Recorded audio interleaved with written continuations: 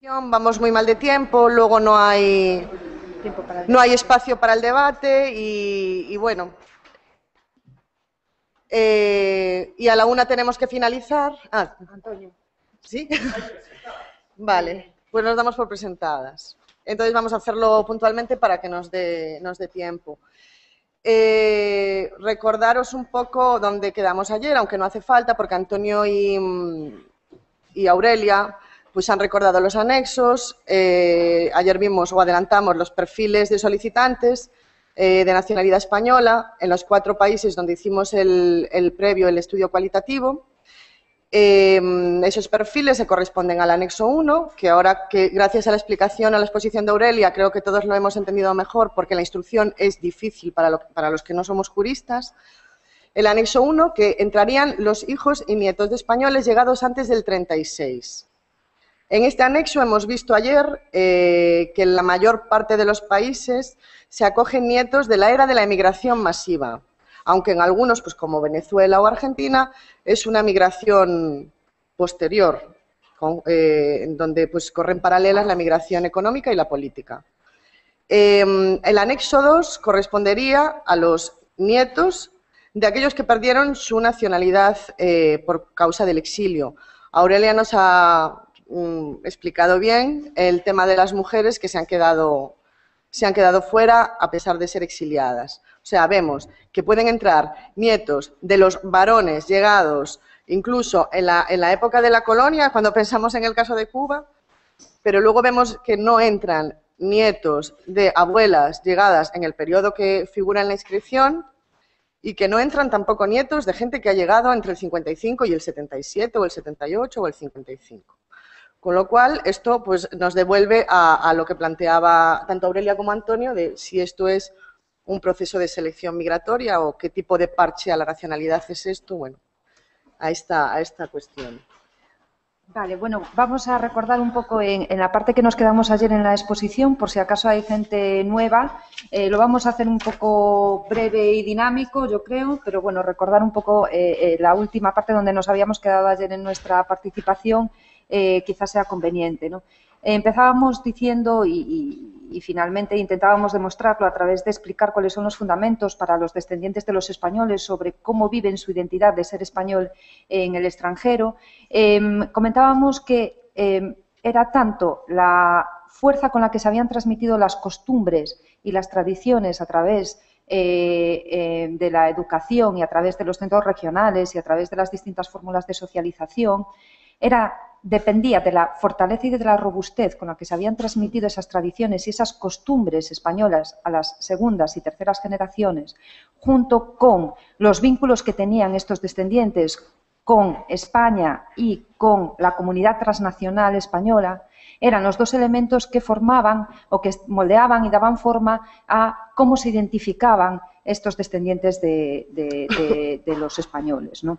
Entonces, veíamos también, o nuestra hipótesis, igual que recalcaron los ponentes esta mañana, era que el orden generacional en el entorno familiar determina en gran medida distintas identidades entre los descendientes y también distintas motivaciones y usos de la nacionalidad, ¿no?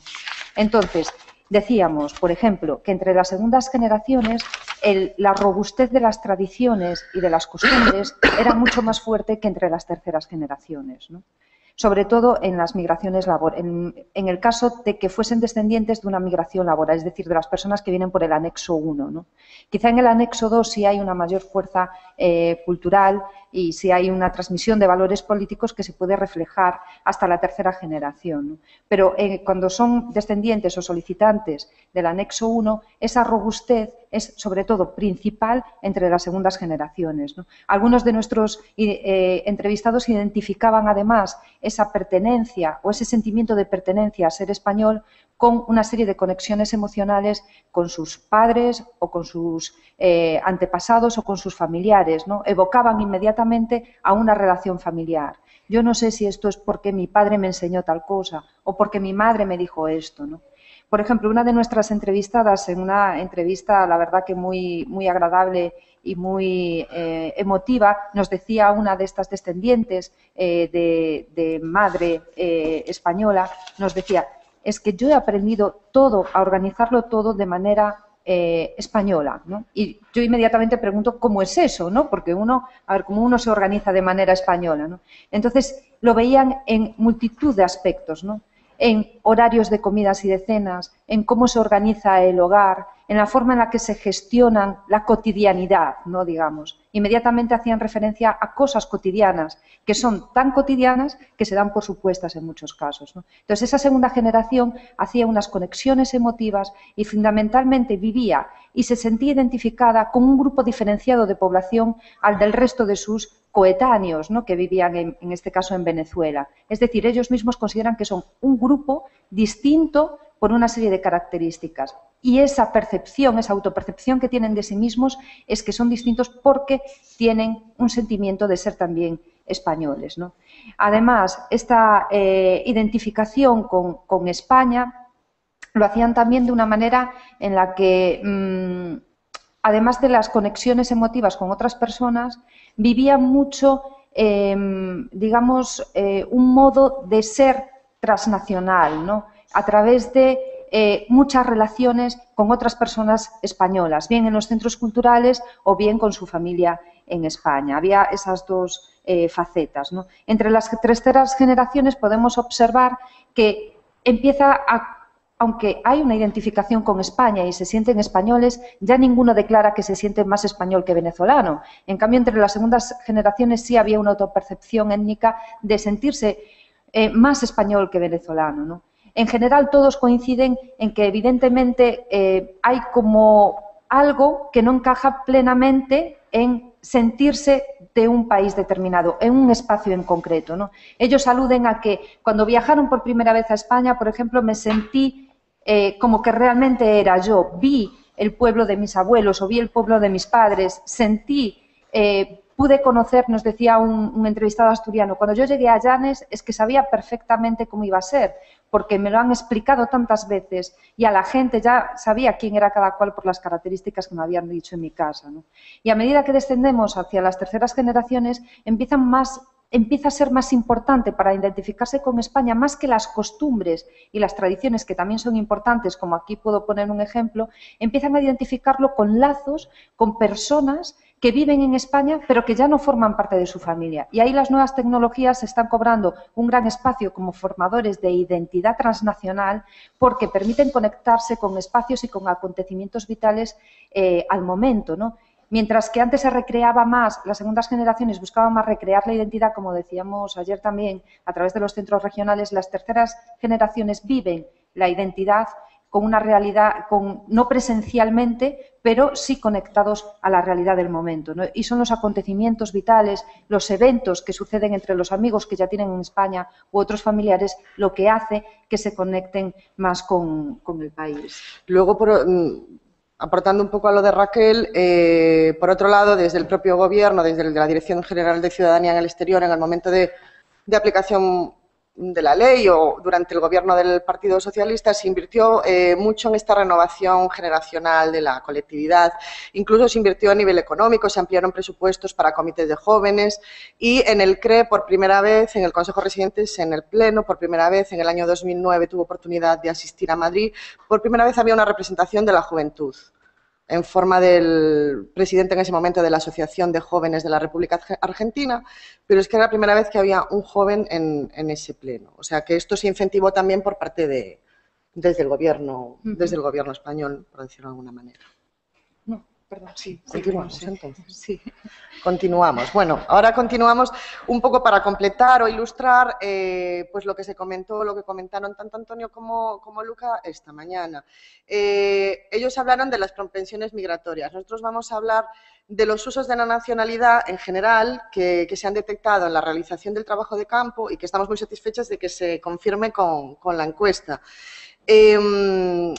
Vemos que hay, por un lado, motivaciones identitarias, por llamarles de alguna manera.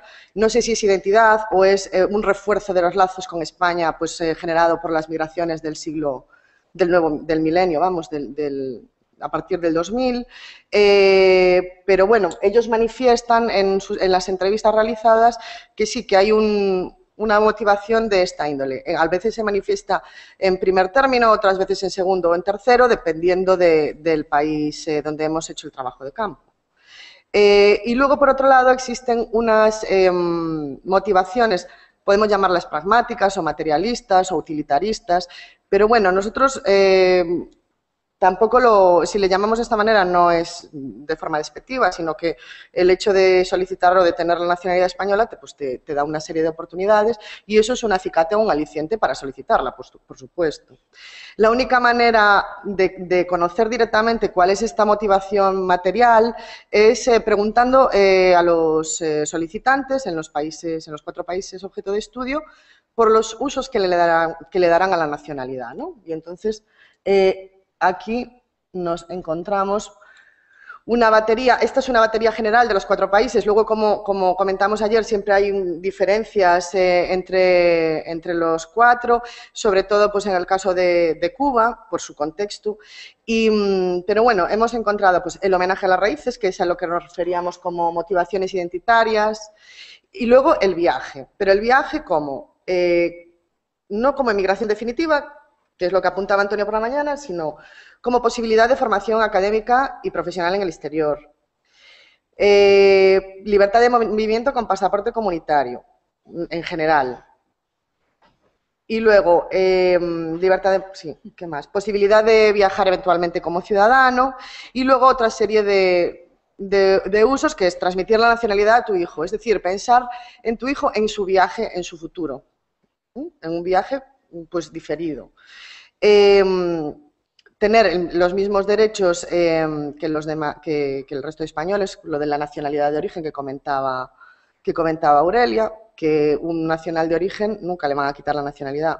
Luego hay otra cuestión que es lo del rey, que yo eso no lo acabo de entender, no sé si es importante o no, que es súbdito del rey, el de origen y el de opción no, pero el hecho de que el de origen nunca va a perder la nacionalidad es importante para ellos, para los solicitantes. Y bueno, se me ocurre alguna. La reparación, el reconocimiento personal, que es lo que también entraría dentro de las motivaciones identitarias. Recordamos que aparte de ser nietos y descendientes y esa restitución del derecho de ius sanguinis, la demanda de nacionalidad surgió en una época en la que se había incrementado la inmigración pues, procedente de países latinoamericanos en España. Entonces suponía pues eso, una mejora en la situación legal en el país para los descendientes. Bueno, vamos a ver así un poco por casos. Yo en Cuba me voy a centrar en el viaje, que es el protagonista de las respuestas en Cuba, ¿no? Solo en 2 casos en Cuba se reconoce como motivación y no en primer término el reconocimiento a los abuelos. El resto es el viaje, pero no un viaje como emigración definitiva. La emigración definitiva está en la cabeza de los más jóvenes y los más jóvenes no son solicitantes porque son bisnietos mayores de edad, quedan excluidos por la ley. Entonces, los que sí serían solicitantes, que son esos nietos, que es jóvenes maduros, gente de 40 años, quieren la nacionalidad para transmitírsela a sus hijos y que sus hijos puedan tener una opción de futuro y usarla pues, cuando lo deseen, para formación, para irse a vivir a España o para emigrar. La opción de ir a poder visitar a los familiares tanto en Estados Unidos como en España y, bueno, voy a agilizar porque hay poco tiempo, y la opción de poder residir temporalmente en España mediante el permiso de residencia temporal que concede el Ministerio del Exterior cubano, el MINREX. Este permiso permite residir durante 11 meses, este año lo han ampliado yo creo que a 2 años, de poder trabajar en España y regresar a Cuba. Si la ley de nacionalidad cubana no permite la doble nacionalidad, es por eso toda la polémica y la dificultad de hacer la realización de trabajo de campo en Cuba, que ya comentamos ayer. Pero existe una rendija. El cubano puede solicitar la nacionalidad a través de la ley de la memoria histórica y mientras no haga uso de su pasaporte o de su nacionalidad en el interior de la isla, no perderá sus derechos. Con lo cual, sale como cubano, con su pasaporte azul, entra en Barajas o a través de México en Miami con su pasaporte rojo, con el español, regresa una vez se haya finalizado este periodo de permiso, regresa a Cuba y entra con el pasaporte cubano otra vez. O sea, entra y sale como cubano, no pierde sus derechos, pero el pasaporte español le permite residir durante ese año, esos 11 meses y que creo que ahora se han ampliado a 2 años, como español de pleno derecho en España. Permite trabajar durante un tiempo y puede volver pues, durante sus vacaciones y demás. Y continuar con esto. O sea, que el cubano no quiere emigrar definitivamente, en principio, y esta será la estrategia que va a seguir y la estrategia que le permite el pasaporte español. Bueno, aquí hay unos fragmentos, ¿no? Solo voy a leer el primero para no enredaros, pero es muy significativo. Hay mucha gente que quiere el pasaporte español, pero luego lo que quieren es volar. Esto se refiere, es una persona de más edad, le veis, de primera generación, y habla de los jóvenes que tienen la vista puesta en el exterior. Pero ya os digo que esos jóvenes no serían los solicitantes. Los solicitantes se han educado en la burbuja. Y entonces ellos van a seguir viviendo en Cuba, pero quieren entrar y salir y tener una mayor movilidad y poder visitar a sus familiares. Pero no tienen intención de abandonar definitivamente la isla ni sus derechos como cubano. Y bueno, aquí estos fragmentos recogen un poco también la visita a los familiares, en Miami, en España, y luego el acceso también a algunos recursos como el derecho al retorno y demás.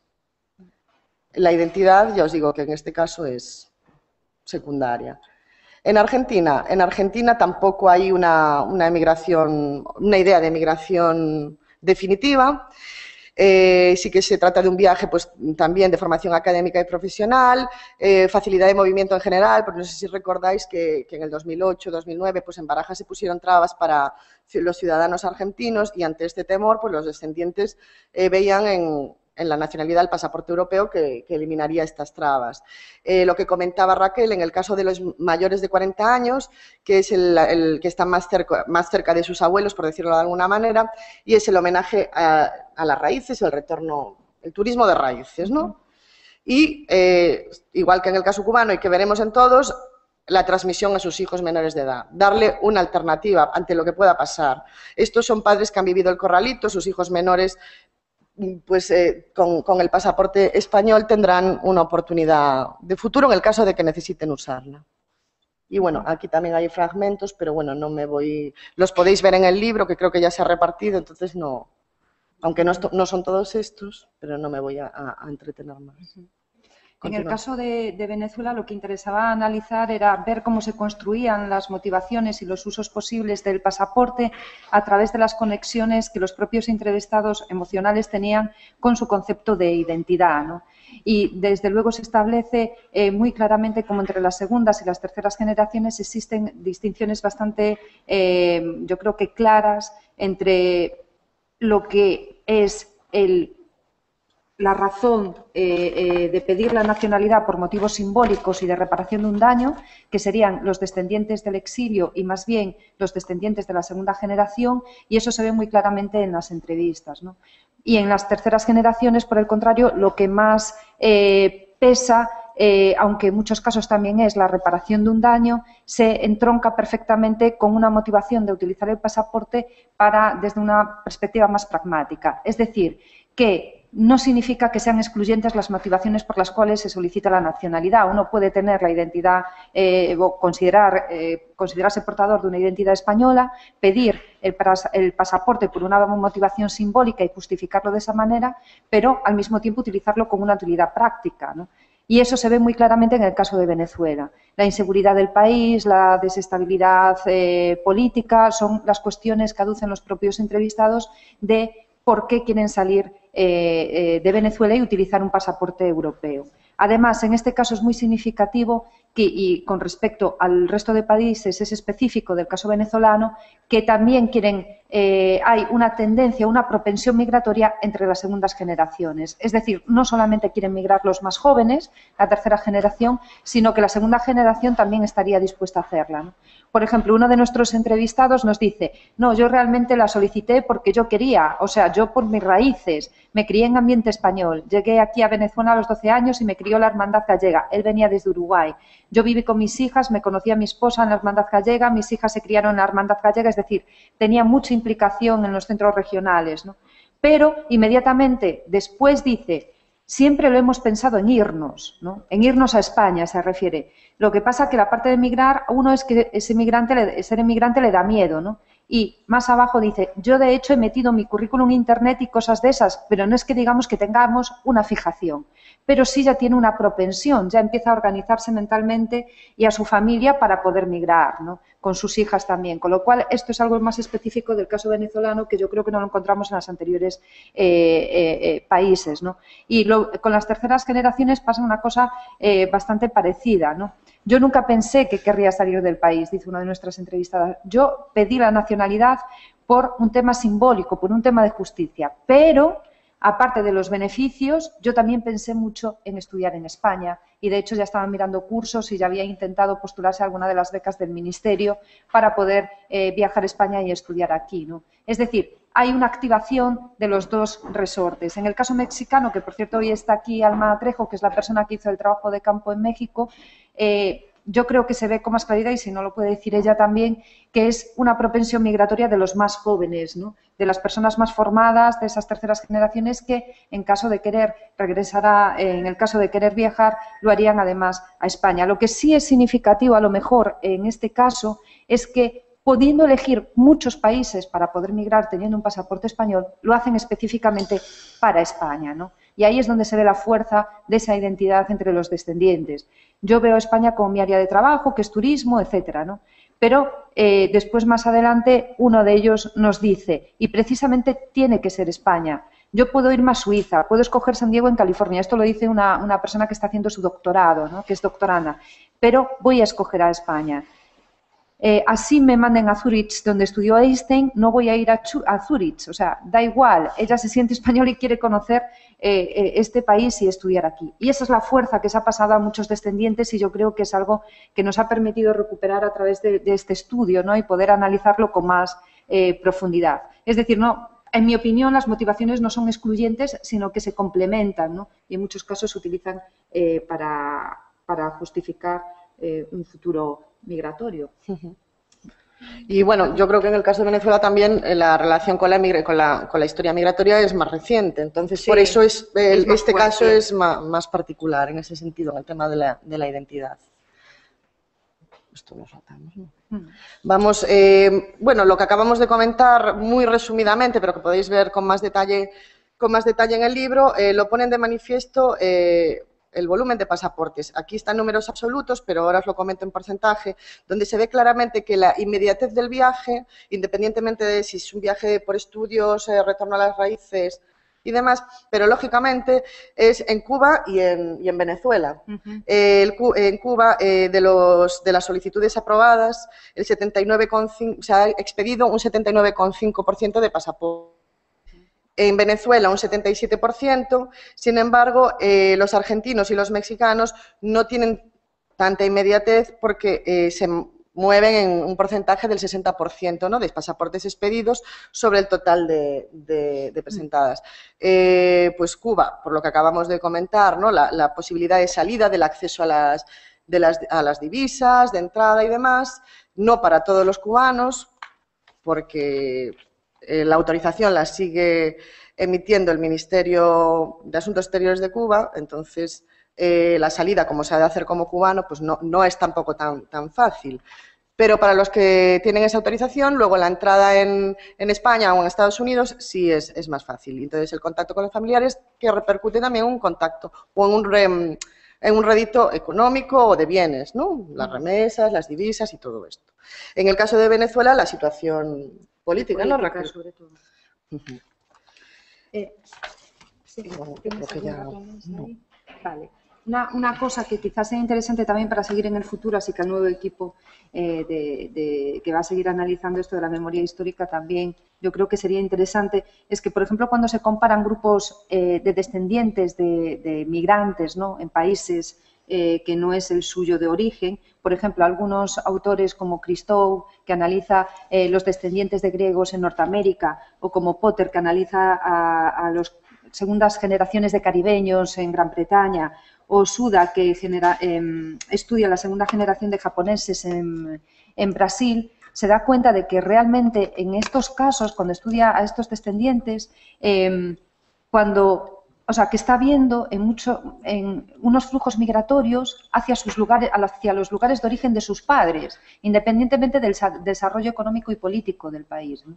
Y ahí se ve con mucha claridad como muchos de ellos lo ven como un retorno a su lugar de origen. Y eso nosotros no lo hemos encontrado en el trabajo de campo, es decir, la identidad que tienen con España no les supone pensar que es que están en un país que no es el suyo, no.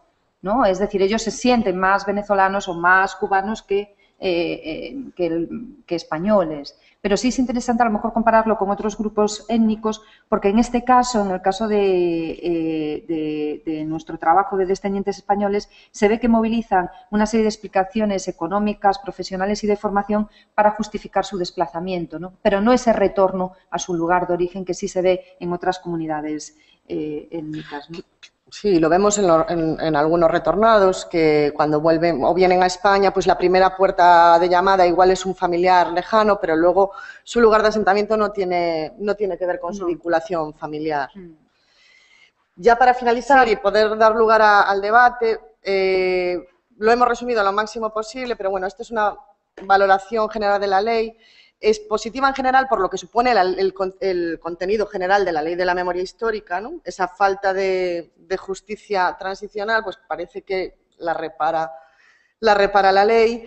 En la tramitación, los solicitantes, y eso Aurelia lo sabe bien porque ha ayudado también a muchos directamente, se han encontrado con limitaciones burocráticas, limitaciones políticas, de traducción de los textos legales, ¿no?, o de interpretación de la instrucción. Y bueno, esto yo creo que tenemos que sacar un libro de diario de campo que recoge todo esto y que es muy interesante, pero que tampoco aquí hay tiempo para exponerlo. Pero bueno, es difícil documentar, o ha sido difícil para los solicitantes documentar su filiación con España o el exilio de sus ascendentes. También vemos las inadecuaciones de la ley que ya ha comentado Dulia. Queremos finalizar con unas noticias, ¿no?, que salieron inmediatamente después de la publicación de la instrucción del 4 de noviembre del 2008 y conectarlo pues con lo que dijo ayer el señor Aurelio Mirás en su exposición de que debería haber una ley de nacionalidad. Pues porque no la hay. Ha habido parches, ha habido reformas absurdas del código, ha habido pues una disposición adicional y transitoria metida a calzador posterior a una demanda de nacionalidad, no solo de los descendientes. Esta demanda ya la tenía la colectividad en el exterior desde hace mucho tiempo y así la ha manifestado en sus plenos del CREM. Y bueno, volvemos a poner en el tapete, ¿no?, esta pregunta que ya yo creo que la han repetido todos los ponentes a lo largo de la mañana. Sí, una cosa que nos llamaba la atención, ¿no?, cuando empezamos con este trabajo era precisamente las noticias que salían en los medios de comunicación y cómo era observado desde los medios, ¿no? Algunos de ellos, como en el periódico El País, algunos periodistas hablaban de la fábrica de españoles para hacerse referencia a la ley de la memoria histórica, ¿no? O en otro caso, más adelante, hablaban también... Sí. No, que bueno, que no va a haber, o sea, al principio sí va a haber una migración masiva, luego no, cuando se empiezan a ver los primeros datos no la va a haber. Otros periódicos con otras líneas editoriales hablaban de una avalancha de cubañoles a España, o sea... Sí, en términos un poco más despectivos. Es decir, se estaba observando la ley de la memoria histórica dentro de las políticas migratorias. Los propios medios de comunicación daban la sensación de que estaba siendo una política migratoria la que se estaba haciendo dentro de la propia disposición adicional de la LMH, ¿no? Y quizá aquí también sea interesante observar, y para entroncar con la ponencia de esta mañana de Antonio y de Luca, que nos preguntaban ¿es una política migratoria o no lo es? Pero lo cierto, no lo sabemos, ¿no? Pero quizá también tiene mucho de política migratoria. Si tiene de memoria histórica el anexo 1, también tiene de política migratoria, ¿no? Digamos que sí se puede bosquejar ahí un poco en la esencia de que sí lo es. Y que además hace un momento en el que realmente se está potenciando desde la Unión Europea las migraciones cualificadas, ¿no? Es decir, se aprueba un momento en el que hay una serie de directivas europeas también que se están potenciando las migraciones cualificadas y que sean regulares, ¿no? Sobre todo para fomentar la circularización entre las migraciones, que es también otra de las políticas de la Unión Europea para el futuro, ¿no? Es decir, ¿y quién puede circular en espacios abiertos? Quienes tienen nacionalidad europea, ¿no? Es además una política de selección de migrantes, de selección migratoria, como decía Antonio esta mañana, pues yo también creo que un poco, pues sí, ¿no? Porque realmente se está seleccionando, se sabe que es un grupo cualificado, se sabe hasta qué generaciones se debe de dar y también es una migración que posiblemente tuviese mucho de circular por el abaratamiento de los medios de transporte que existen ahora con todos los países y por las posibilidades de viajar en un espacio interno europeo, ¿no? Digamos que era el win-win-win de las políticas europeas que hay en la actualidad. Y no sé si Monse ahora... No, yo como ya está planteado mucho debate sobre la mesa y lo hemos hecho bastante rápido, pues daría lugar a las preguntas. Y aprovechando que está Antonio, también igual tiene alguna pregunta de esta mañana. Sí, eso ya nos lo han dicho, pues ya ves que hemos acabado enseguida. Sí, por eso ya empezamos un poco rápido. Bueno, pues ya, ustedes.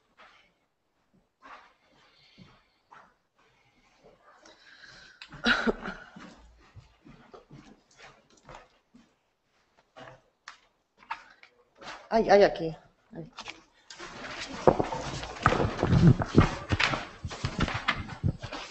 Bueno, pues felicitaciones por la exposición y por los datos, pero yo no sé, yo creo que esa bondad de Raquel, que cuando se hizo esta ley y sobre todo esa disposición, alguien tenía idea de quiénes eran, qué titulaciones tenían, me parece un poco, tener muy...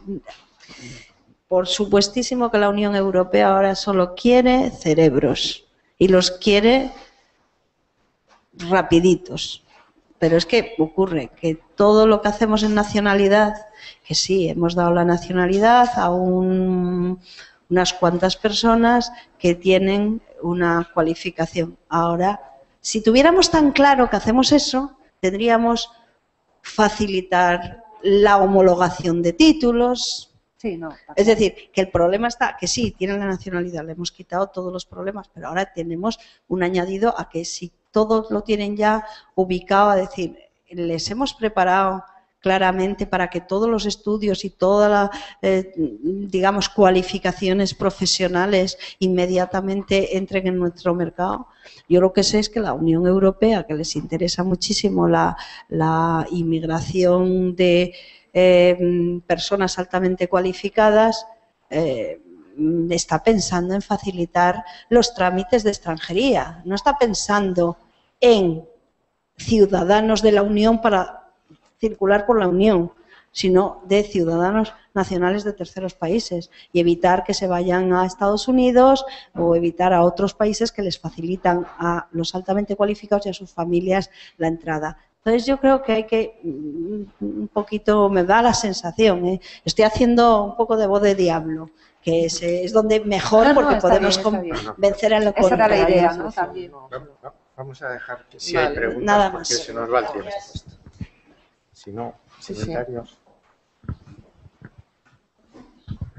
Bueno, repito las felicitaciones que ya di ayer al equipo redactor de este estudio, que aunque, en fin, adolezca del vicio, digamos, en sentido favorable de que sea incompleto, en tanto en cuanto la investigación va a tener continuidad, me parece un buen paso, que creo perfectamente compatible a otros trabajos anteriores que se hayan hecho en esa dirección, porque, a pesar de que ayer se nos haya recordado generosamente la existencia de esos trabajos, entiendo que este es perfectamente válido, entre otras cosas, porque puede ser mucho más fresco que el anterior. Bueno, para ir a la pregunta concreta, un poco redondeando la intervención anterior.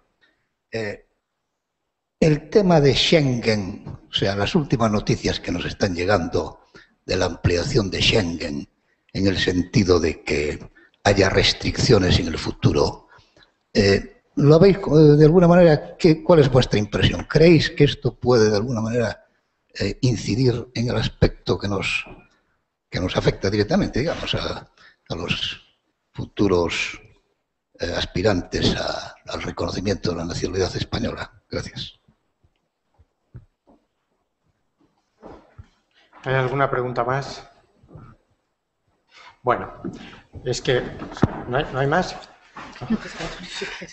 No, Las no digo... contestabas tú, que te las sabes muy bien estas No, dos. no, es que no.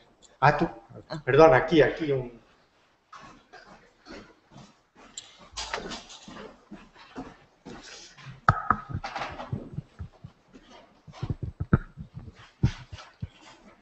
Buenos días a todos. Vou falar en galego o meu estilo, porque en tempos de Ramón Otero Pedrallo e de Ángel Sevillano, o galego que se falaba non era de agora. Había o mes de Santos, había o mes de Nadal, en fin, non se parece moito. Pero de todos modos, eu vou falar a miña maneira. Eu quero facer referencia a algo para continuar a exposición de onte. Cando falei de porcentaxes, referíme concretamente a Cuba e a Argentina. Non me referín a México, porque realmente México está na órbita prácticamente de Estados Unidos. E ali as encuestas, as enquisas, son en realidad fiables. Pero concretamente en Venezuela, eu cheguei no ano 54, e despois de 40 anos, o que non puden facer aquí, foi non facer en Venezuela. Eu tiña unha gran ilusión de estudiar na universidade, pero por ser fillo de maestros rurales, a economía non me permitía. Entonces, fixen por libre o primer ano de Direito. Ao aprobar o romano, xa prácticamente un era abogado, pero eu levei moito traballo e non me quise convencer, por eso yo optei por ir a Venezuela. En Venezuela inmediatamente inscribíme na universidade. E ali as enquisas eran dictadas por o Banco Central de Venezuela, que eran non solamente fiables para Venezuela, sino a nivel internacional. Pero o cambiar de director por os gobiernos populistas, entonces deixaron de ser fiables as enquisas en Venezuela. Con respecto a Argentina, pasa unha cousa similar.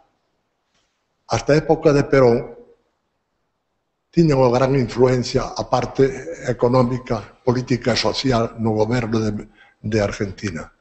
Pero co peronismo e aos gobernos seguintes, pois as enquisas tampouco eran fiables. Ahora, a miña pregunta, díxena onte e repito hoxe, se non son fiables, para que as poñen? Para que as poñen? Ahora, eu vou a tratar de concluir lo máis pronto posible. En Venezuela, os Coronil e Carlos Rangel procedían do centro Europa. E cando unha muller iba á universidade, era señalado co dedo. Pero xa aí empezou unha gran revolución social e dignificaron a muller. Ahora ben, eu quero dicir o seguinte: a lei de memoria histórica, en xeral, eu considero moi positiva, pero a pregunta miña tamén é outra pregunta, é a seguinte: se eu que estou aquí presente, e o público que nos acompaña.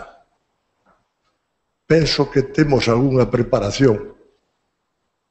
A min, concretamente, costoume moito traballo, despois de ler e releer a memoria histórica, entendela. Entonces, eu penso que a gran maioría da xente teñe que petar na porta para dicirlle: si tú tes dereito na memoria histórica ao punto tal e ao punto cual, é que me dan. Danche moitos dereitos. Bueno, pois moi ben, pero hai que volver a petar, senón non desperta. Entonces, eu penso que todo o que se explica para as clases privilegiadas, para min, é moi negativo.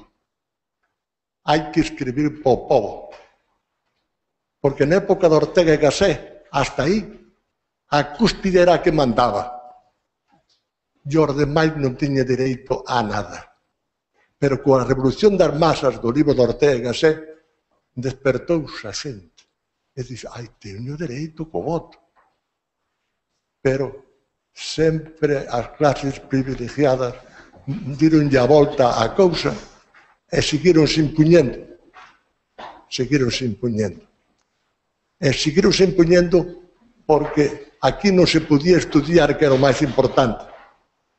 Ese era un privilegio das clases privilegiadas. Entón, eu penso que se non escribimos para o povo non hai nada que facer. Eu, neste momento, despois de releer 3 veces a memoria histórica, entendo pouco disso. Agora, eu alabo e felicito o esforzo inaudito do Consello da Cultura, porque algo sacou. Eu non saquei gran cousa na Hermandade Galega de Venezuela co asunto do galego.